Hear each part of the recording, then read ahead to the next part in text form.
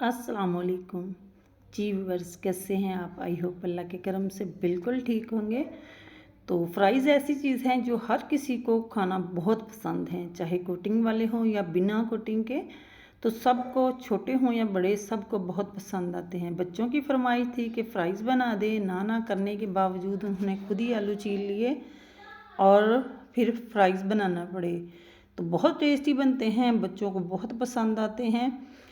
तो आपने भी इसी तरह ट्राई करने हैं। तो रेसिपी पसंद आती है लाइक कर दें, चैनल को सब्सक्राइब कर दें। तो यहाँ देखिए, यहाँ मैंने आलू लिए हैं 1.5 kg। आलू बच्चों ने छील दिए थे, मैंने अच्छे से वॉश कर लिया है। मेरे बेटे ने छील दिए थे कि फ़्राइज़ खाने ही खाने हैं।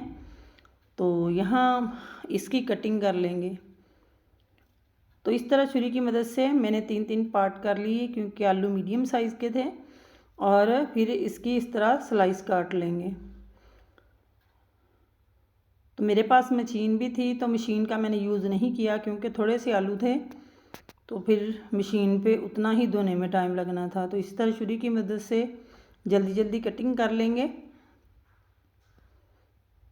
ये देखिए, इस तरह आपने काट लेने हैं, जैसे बिल्कुल बाज़ार के फ्राइज़ होते हैं वैसे ही।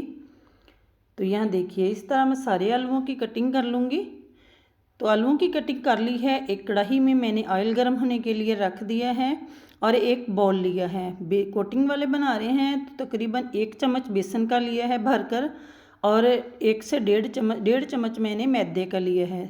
हाफ़ टी स्पून से कम मिर्च डालेंगे, थोड़ा सा हल्दी पाउडर डाला है चुटकी के मुताबिक, और हाफ़ टी स्पून से ही कम नमक डाला है। ये चीज़ें डाल दी हैं। अब थोड़ा सा पानी डालेंगे, इनको अच्छे से मिक्स कर लें। मिक्स करके थोड़ा सा पानी डाल देंगे। इसका हमें एक थिक सा गोल सा बना लेना है। थिक सी सैलेरी सी बना लेंगे, जो कि आलूओं की कोटिंग के लिए बहुत ही अच्छी रहेगी।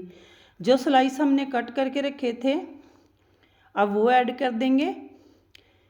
तो जितने हिसाब से एक बैच बनाना चाहते हैं उसी हिसाब से आप डाल सकते हैं।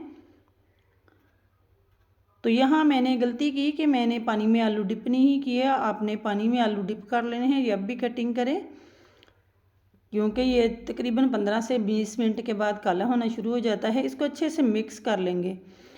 ऑयल हमारा फुल गर्म होना चाहिए। फुल गर्म होगा तो हमारी ये फ्राइज़ बहुत अच्छी बनेगी। इस तरह हाथों की मदद से इसको डालते जाना है, इकट्ठी नहीं डालेंगे वरना ये एक दूसरे के साथ चिपक जाएंगी। इस तरह करते हुए हाथों की मदद से इसको डालते जाना है। जैसे हम पकौड़े डालते हैं तो इस तरह केली केली करके डालते जाना है। ये देखें, इस तरह ऐड कर ली है। फ्लेम हमारा हाई ही होना चाहिए और इसको 2 से 3 मिनट तक बिल्कुल भी टच नहीं करेंगे। अगर हम 2 से 3 मिनट पहले इसको हिलाना शुरू कर लेंगे तो ये इसकी कोटिंग सारी उतर जाएगी।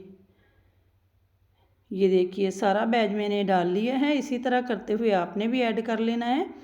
और यहाँ देखिए 3 मिनट हो चुके हैं और कोटिंग अच्छे से इसके ऊपर ठहर चुकी है। अब हम इसको हिला लेंगे। ये देखिए, इस तरह छलनी की मदद से इसको अलटते पलटते पका लेना है जब तक ये ऊपर से क्रिस्पी हो जाए, पक जाए, कलर इसका चेंज हो जाए। ये देखिए, माशाल्लाह से फ्राइज़ हमारी रेडी हो चुकी हैं। ये देखें, अब हम इसे निकाल लेंगे। इस तरह स्ट्रेनर की मदद से निकालेंगे तो एक्स्ट्रा ऑयल नहीं निकलेगा।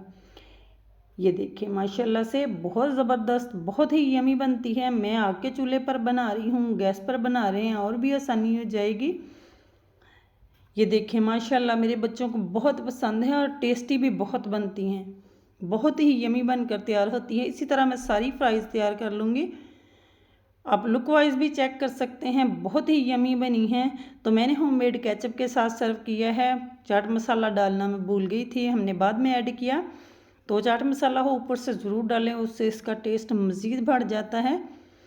माशाल्लाह बहुत ही यमी बनकर तैयार होती है और सबको बहुत पसंद आती है। आप लुक वाइज भी देख सकते हैं कि कितनी टेस्टी बनी है। माशाल्लाह माशाल्लाह बहुत ज़बरदस्त बनती है। आपने भी रेसिपी ज़रूर ट्राई करनी है, अपने बच्चों को बना कर दें।